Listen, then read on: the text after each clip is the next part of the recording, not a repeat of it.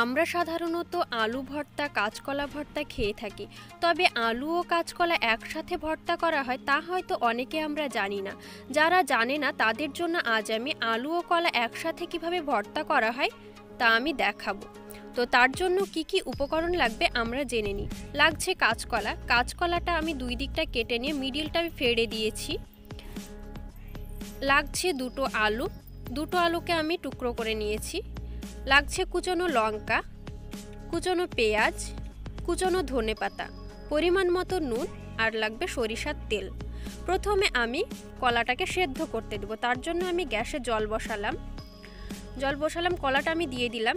কলাটা আমি 20 মিনিট সেদ্ধ করব। 20 মিনিট পর দেখুন ফিরে এলাম, কলা সেদ্ধ হয়ে গিয়েছে। কলাটা আমি তুলে নেব। অন্যদিকে কিন্তু আমি আলুটাকেও সেদ্ধ করে নিয়েছি। অনেকে প্রেসার কুকারে 7 থেকে 8টা সিটি দিয়েও কলাটা সেদ্ধ করতে পারেন। কলাটা আমি তুলে নিলাম।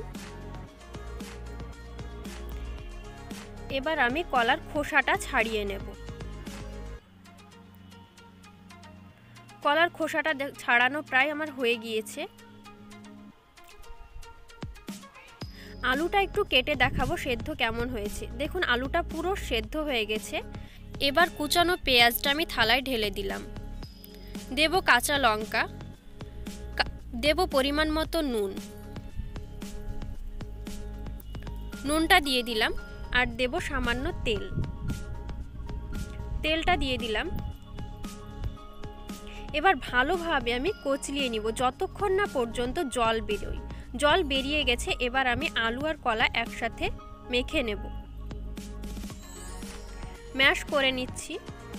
দেখুন কলাটা প্রায় ম্যাশ করা হয়ে গিয়েছে। এবার আলুটা ম্যাশ করছি।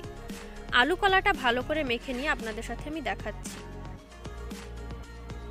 আলু কলা আমার প্রায় মাখা হয়ে গিয়েছে। আমি প্রায় 5 মিনিট ধরে আমি মাখলাম। এবার লঙ্কা পেঁয়াজের সাথে আমি দিয়ে আবারও 5 মিনিট মাখব। ভালোভাবে মেখে নিলাম। এবার আমি কুচনো ধনেপাতাটা দিয়ে দেব। তারপরে আবার 1 থেকে 2 মিনিট ভালোভাবে মেখে নেব। দেখুন ভর্তাটা আমার প্রায় হয়ে গিয়েছে। তো আলু কলার ভর্তা খুব সুন্দর লাগে খেতে। আপনারা অবশ্যই বাড়িতে একবার ট্রাই করবেন।